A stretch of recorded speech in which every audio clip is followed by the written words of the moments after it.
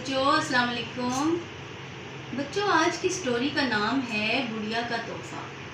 प्यारे बच्चों, एक गांव में एक लड़की रहती थी अपनी सौतेली माँ और सौतेली बहन के साथ। जो सौतेली माँ होती है वो उससे सारा दिन काम करवाती है और अच्छे से खाना भी नहीं देती। और जब वो सारे घर का झाड़ू पोछा बर्तन खाना सारे काम कर लेती तो फिर उसको एक दरांती देती घास काटने वाली और बोलती कि घर के बाहर जाके जो घास है वो काटो।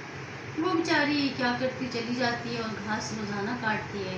तो एक दिन वो घास काटते काटते उसकी उंगली में वो दरांती लग जाती है और थोड़ा सा खून निकल आता है। वो लग जाता है दरांती के ऊपर जो घास काटने वाली होती है। तो वो कहती है अब क्या करूँ, खून कैसे साफ करूँ। वो कहती है पास ही कुआं है तो मैं कुएं से पानी निकाल के तो ये खून साफ कर लेती हूँ और ये दरांती बिल्कुल साफ हो जाएगी। वो जैसे कुएं के पास जाती है बेटे और आगे होती है कि मैं कुएं में से डोल डालूं और पानी निकालूं, तो उसके हाथ से वो दरांती कुएं के अंदर गिर जाती है। वो बड़ी परेशान होती है और जाती है अपनी सौतेली माँ को कहती है कि अम्मी जान वो तो मुझसे दरांती गिर गई है।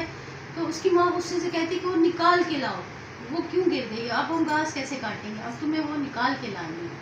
वो परेशान होती है और सोचती है कि मैं कुएं में कैसे जाऊँ, कैसे निकालूँ। वो जाती है कुएं के पास और कहती है कि अगर मैंने ना निकाली तो मुझे तो मेरी माँ बहुत मारेगी, तो मैं खुद ही कुएं के अंदर छलांग लगा के वो निकाल के ले आती हूँ।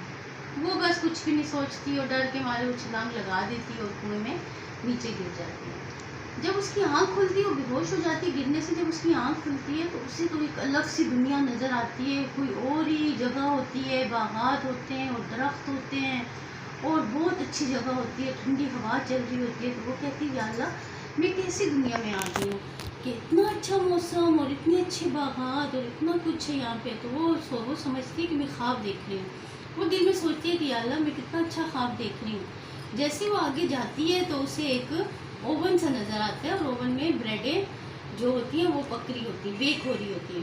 तो एकदम वो ब्रेडें बोलने लग जाती हैं और कहती है कि प्यारी लड़की हमें निकालो वरना हम जल जाएंगे।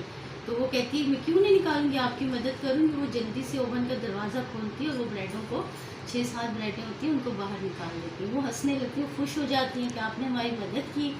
फिर वो चलने लग जाती है। चलते चलते बेटे उसे एक दरख्त नज़र आता है।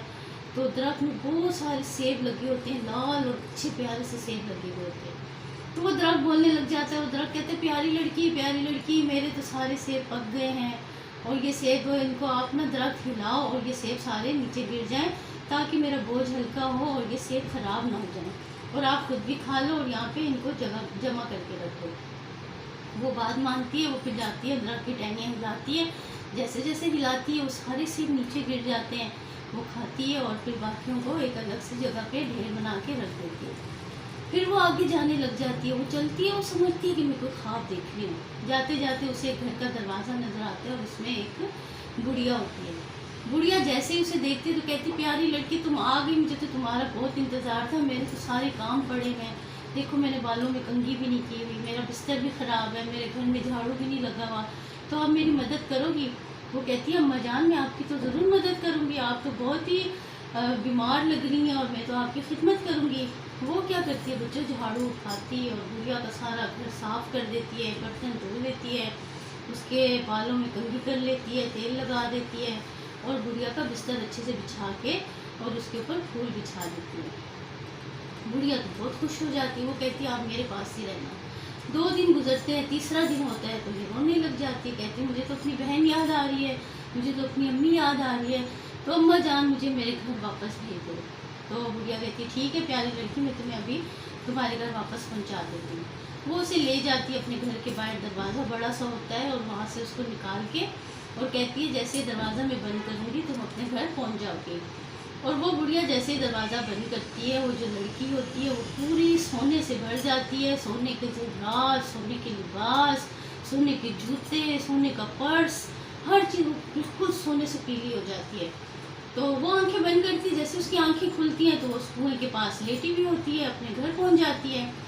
तो वो उसकी माँ आवाज़ें देने लग जाती है अम्मी जान मैं आ गई, अम्मी जान मैं आ गई। जैसे वो देखती है उसकी सौतेली माँ तो वो कहती है हैरान हो जाती है, कहती है कि कहाँ गई थी।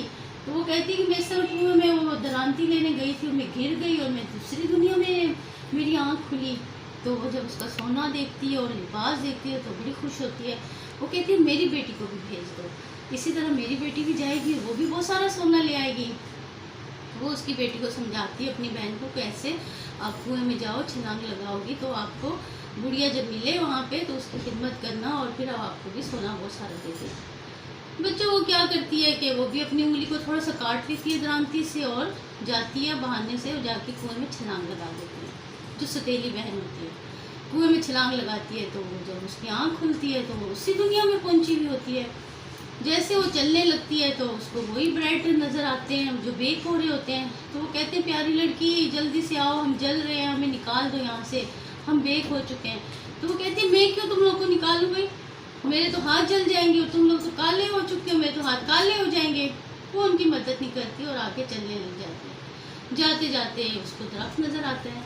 दरख्त बोलते हैं, दरख्त कहते हैं, प्यारी लड़की जल्दी से आ जाओ, मेरी टहनियाँ हिलाओ और मेरे सारे सेब नीचे गिरा दो, खुद भी खा लो और यहाँ पे ढेर लगा दो, कोई भी आएगा वो खाएगा। तो वो कहती है, मैं क्यों तुम्हारे सेब नीचे गिराऊँ, मेरे सर पे लग गए सेब तो मुझे तो भूख भी नहीं लगी, मैं तो नहीं खाती, ना तो मैं तुम्हारी मदद करती हूँ। वो आगे चल पड़ती है। जाती है तो बुढ़िया दरवाजे पे खड़ी हुई होती है। तो बुढ़िया देखती है तो बुढ़िया कहती है, आ जाओ प्यारी लड़की, मुझे तुम्हारा इंतज़ार था, देखो मेरे बालों में कंघी नहीं हुई, मेरा बिस्तर नहीं सही हुआ, मेरे घर में झाड़ू नहीं लगा। वो कहती है, अम्मा जी मैं आपके सारे काम कर देती हूँ। वो बुढ़िया की कंघी भी कर देती है, बिस्तर भी बना देती है, फूल भी बिछा, तो सारा काम कर देती है। बुढ़िया खुश होती है। जब दूसरा दिन होता है ना तो वो तो सो के जागती नहीं है लड़की, उसको तो आदत ही नहीं होती काम करने की। जब वो बुढ़िया उसे जगाती है कि उठो बेटे बर्तन धो लो, तो वो कहती है, मुझसे तो काम नहीं होता, मैं तो बड़ी थक गई हूँ, मैं तो जिस्म में दर्द है। पूरा दिन वो बच्चों लेटी रहती है, कोई काम नहीं करती, ना बुढ़िया की कंघी करती है। फिर बुढ़िया उसको देखती रहती है, वो क्या कर सकती थी, वो तो उसको ज़्यादा नहीं कहती कि करो काम। जब तीसरा दिन होता है तो वो लड़की तो और तंग आ जाती है, कहती है, यहाँ तो सारा दिन मैं काम ही करती रहूँ। वो बुढ़िया को कहती है कि आप मुझे मेरे घर भेज दो, मुझे मेरी अम्मी बहुत याद आ रही है, तो मुझे वापस पहुँचाओ। बुढ़िया कहती है, ठीक है बेटे, मैं आपको दरवाजे से निकालती हूँ, आप आंखें बंद करना और दरवाज़ा मैं बंद करूँगी तो आप अपने घर में पहुँच जाओ। वो जैसे दरवाजे से बाहर निकालती है और वो आंखें बंद करती है तो उसके सर पे इतना कूड़ा गिराती है वो बुढ़िया, वो पूरी कूड़े से भर जाती है, कचरे से भर जाती है। तो वो फिर जब आंखें खोलती है तो अपने घर के पास लेटी हुई होती है। वो उठती है, उसकी माँ जब देखती है कि मेरी बेटी तो बिल्कुल कचरे का ढेर बन के आई है तो वो बहुत हैरान होती है। तो प्यारे बच्चों, उसको उसका इनाम मिला, उसने खिदमत नहीं की, उसने ताबेदारी नहीं की, उसने वफादारी नहीं की, तो उसको कूड़ा और करकट ही मिला। और जिस प्यारी लड़की ने बुढ़िया की खिदमत की, वफादारी से उसका काम किया, ईमानदारी से काम किया, तो उसको सोने का इनाम मिला। तो प्यारे बच्चों, इस कहानी से हमें यही सबक मिला कि इंसान को अपना काम ईमानदारी से करना चाहिए, वफादारी से करना चाहिए और दूसरों की खिदमत करनी चाहिए, घबराना नहीं चाहिए। तो प्यारे बच्चों, अगर पसंद आई है मेरी ये कहानी भी तो प्लीज़ मेरे चैनल को सब्सक्राइब करें और मुझे लाइक भी करें और मुझे कमेंट्स भी दिया करें। अल्लाह हाफिज़, थैंक यू।